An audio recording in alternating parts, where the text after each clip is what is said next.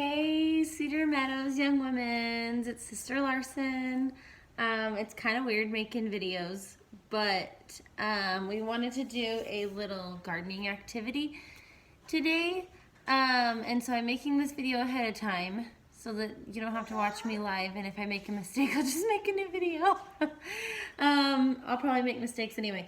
But what we're gonna do is we're gonna drop off these little pots of soil from Ladybug Nursery off on your doorsteps today. And you probably already have them in hand while you're watching this video. You're going to have your little baggie with your seeds. It looks like these are like little pieces of dirt. These are not. These are little seeds. So I'm going to explain to you what they are, what they will become, and then you can decide what you want to plant. So I wanted to explain a few little things about gardening. So the first thing you need to know about gardening is your soil. Your soil needs to be good and hardy, and you can hear my baby in the background. She's hanging out with me. And we're in the garage because it is so windy outside and it's cold and I don't want to sit out there. So we are doing this in the garage. That way I don't have to bring all of this dirt in my house. Okay, so your soil needs to be nice, and I mean, obviously this soil is going to be really good. We got it from the nursery. Thank you, Ladybug Nursery. They gave these pots of soil to us for free, which is awesome. And so you need to make sure your soil is good and nutritious and not really full of clay. This year we went and cleaned out our garden. We have this bed, like a flower bed type thing in our backyard, and we didn't want to plant a whole new section of garden and take up our grass space because our yard's not very big. So we dug out all of that clay and rock, which we had previously planted plants in last year, and they did okay, but they grew fairly short. And it's because the root system wasn't able to get in there and get the nutrients that they needed. You need nutrient-rich soil. So I have a bag of gardening soil over here that we can put in our pot. But the next thing is your pot. We're just going to use this little tiny pot. And you always need to make sure your pot has a hole. This is a fairly large hole, but it needs some holes in the bottom so that as you're watering it, your soil doesn't get moldy and yucky, because that can cause your plants to get diseases and die. And you don't want that to happen. So what you want to do is these little teeny tiny seeds you're going to want to plant. If you want to do flowers, then you want to use these little teeny tiny seeds that I showed you. Those little teeny tiny ones that are in your baggie. There's some light tan ones and there's some black ones. There's two different kinds of black ones, but you can't really tell the difference. So the black ones are more of a pink colored flower. They're two different species of flower, but they're really pretty. I actually, I grabbed one of the packets to show you the pictures. So this is the pink ones. And then the brown one, the little tan seeds are really pretty, and they spread really fast. And these are the white ones. They're really pretty, and they spread really fast, which is nice. They will get big and bushy. And so if you want to plant your flowers in your pot, you can do that. So what you want to do for those seeds is take your pot and kind of maybe wet your soil a little bit, because it's really dry now that I've had it sitting here for a couple of days. Wet your soil with your water, and don't make it overflow so it's like muddy. Just get it damp, and then push these little seeds. And you can, if you get a packet of seeds, it'll tell you how deep. Planting depth is 1/2 inch. So it'll tell you how far to push the seed down in. So what you do is you just make little holes with your finger, and then you can put your little seeds in. I'm just pretending because I'm gonna give these pots to you guys. But then you put your little seeds in and just cover them up nice and tight. And then since these seeds are so light, they're not dense at all. They'll probably float away if they get on top of the surface with our wind. So if you're gonna do this in your backyard, what you need to do is make sure that you're very, very careful when you're watering them, so that as you're watering them, the seeds don't pop back up. They don't float to the surface. So you want to just use a little light watering can. Don't use your hose and hose it down. Watering can and water them nice and gently. And then they'll stay in the ground and they'll be able to seed. And it'll take a little while for them to germinate. But days to germination is 8 to 10 for these. And that's really not bad. That's pretty quickly. So just watch them. Make sure they stay damp, so that the seeds don't dry out, and then you'll see a little sprout, and it's going to be really fun. But once they start growing, you can pot them in your yard into a different, you can plant them into one of these pots.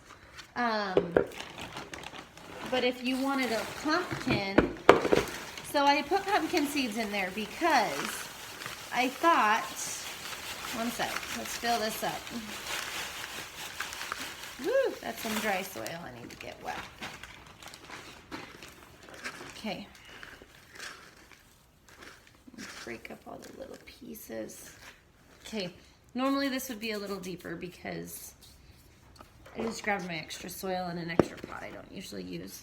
Okay, but you normally want to fill it up a little higher, probably to this line, because once you get it wet, the soil is going to compact and it's going to go down in. So if you're going to plant in a little pot, after you're done, after they start growing like a little plant, you'll get a plant. This is a strawberry plant, by the way. I was going to give you guys strawberries, but we couldn't get enough starts. So if you want to do pumpkins, that's going to take a lot of space. So if you plant a couple of pumpkin seeds in there, plan on putting it in, you can even, I mean, you could grow it in this wide of a bucket of a pot, but you'd need a little deeper pot. And then it's gonna spill over and the leaves are gonna be huge. So plan on having a lot of space for those pumpkins. But that would be a lot of fun. I just thought it might be really fun to grow some pumpkins. And these are not regular pumpkins, they're the jack-o'-lantern pumpkins.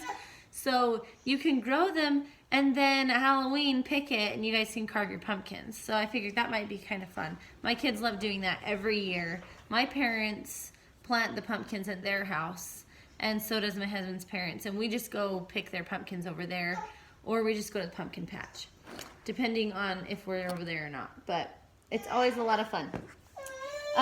So with your pumpkin seeds, if you're gonna plant these, you're gonna wanna poke a good sized hole into your little thing, into your little pot, planter pot, and put your pumpkin seed in, cover it up, and water it. Keep it moist, just like the flower seeds. And these you're really gonna notice them when they pop up. They're pretty big as soon as they pop up, and it's really fun. But you can use, for your flowers, you can transplant them to like a littler pot. It's not a very big pot. These are, I mean, if this wasn't ceramic, it would be so much cheaper. You can get just like a $2 plastic pot if you wanted. Put your flowers in it. Or you can just keep them in this little pot, but you're gonna have to keep them watered every day so that this has more dirt so it can stay moist longer. But these won't stay moist as long, so you have to be really watching them, okay? Or they will die. I wanted to show you how to plant after you are done with them in these pots. When they're big and ready to move from this size to this size, okay? So I'm sure most of you guys have gardens.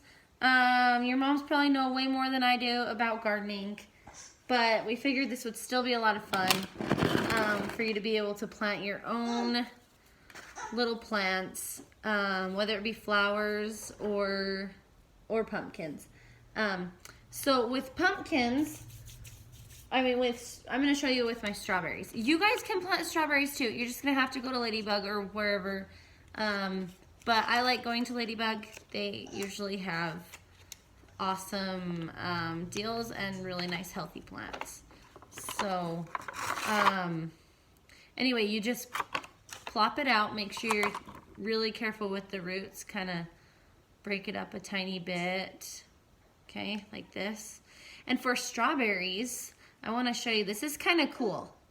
If you pull this apart, on strawberries, you can see it has a crown, okay?